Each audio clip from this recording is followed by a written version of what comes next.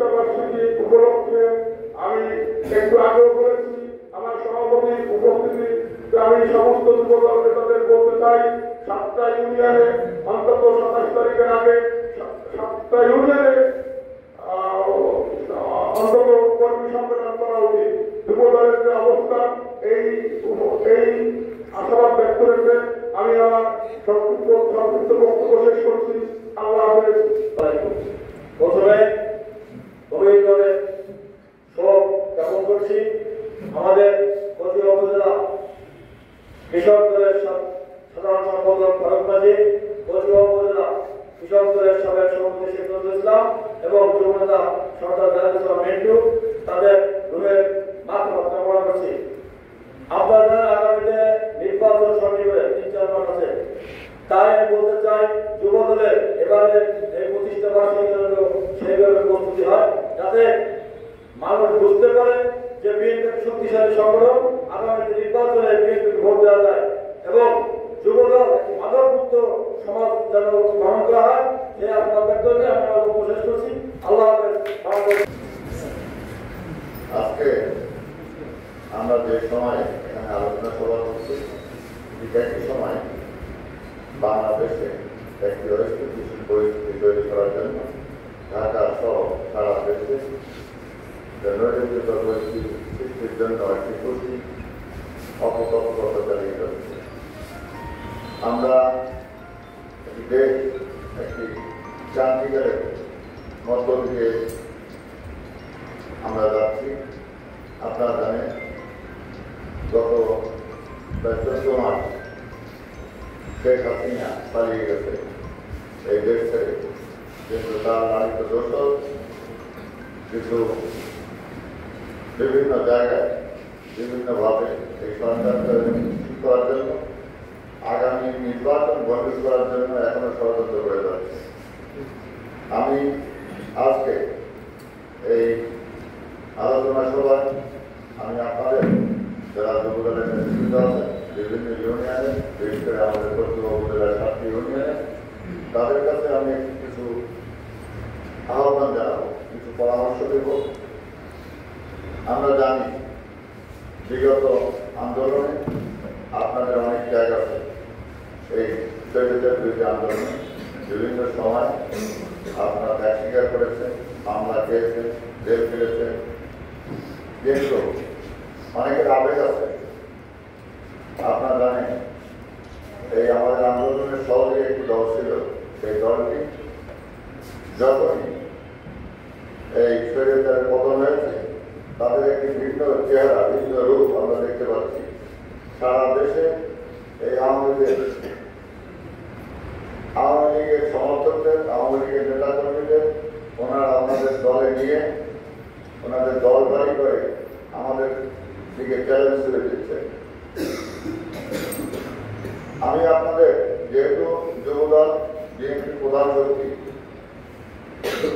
যুবরাই একটা দলের বড় শক্তি, যে যুবদলের বড় বিএনপির বড় শক্তি আছে যুবদল, ছাত্রদল, স্বেচ্ছাসেবক অঙ্গ সংগঠন। আমি আপনাদের আগামী নির্বাচন পর্যন্ত এই ধৈর্যের সাথে সব পরিস্থিতি পর্যবেক্ষণ করে শান্তিপূর্ণভাবে যাতে আমরা কিভাবে সবাই ঐক্যবদ্ধ থেকে কিভাবে আমরা আগামী নির্বাচনে আমাদের দলকে জিতাতে পারি সেই লক্ষ্যে আমার মনে হয় 3 মাস নাই, পুরোপুরি 3 মাস সময় আছে। এই 3 মাস প্রাপ্ত নিয়োগ করেন, নিজেদের ভিতরে হানাহানি, নিজেদের কত বড় নেতা, নিজেদের ভিতরে গ্রুপিং, নিজেদের আধিপত্য দেখানো থেকে বন্ধ করে আমরা একটু দলকে প্রতিষ্ঠিত করার জন্য, দলের ক্ষমতা আনার জন্য, মানুষের সমর্থন আনার জন্য এই 3টি মাস কিন্তু কাজ করার জন্য আহ্বান জানাচ্ছি। আমরা জানি আমাদের দলের ভিতরে অনেক বিশৃঙ্খলা আছে। আমাদের এই যে বিএনপি সম্মেলন হয়েছে, আমরা নির্বাচনের মাধ্যমে সব জায়গায় আমরা কমিটি গঠন হয়েছে, একদল নির্বাচিত হয়েছে আর একদল নির্বাচিত হন নাই। কিন্তু আমরা দেখতে পাচ্ছি আমাদের দলের যারা দলের ভিতরে নির্বাচন কেন্দ্রিক বা বিভিন্ন নেতৃত্ব কেন্দ্রিক যে প্রতিযোগিতা, সেইটা আমাদের নেতাকর্মী, আমাদের বিরোধী দলের নেতাকর্মীদের প্রতি যেরকম ক্ষোভ, তার চেয়ে বেশি ক্ষোভ আমরা একে অপরের প্রতি। আমরা এখনো দলের আভ্যন্তরীণ বিষয়ে আমরা মন্তব্য করছি সামান্য দলের মাধ্যমে, কাকে হেয় করবো, কাকে বড় করবো, এই কাজগুলো আপনারা দয়া করে বন্ধ করেন। এইগুলো করে আমাদের নিজেদের মর্যাদা, নিজেদের কাজ ছোট করি না, দলকে ছোট করি না। অনেকে আগে অনেক কথা লিখেন, আপনার জায়গা আছে, অনেক কিছুই আছে, কিন্তু আগামী নির্বাচনে দলের যদি না জিততে পারে, আপনার নেতা, আপনার প্রতীককে যদি না দিতে পারেন, আপনার কোনো নেতাগিরিতে কাজ হবে না, আপনার কোনো ক্ষমতা থাকবে না। গাছ বসালে সবাই ফল দিতে পারবেন, কিন্তু গাছ না বাঁচলে কিন্তু কেউ অস্তিত্ব থাকবে না।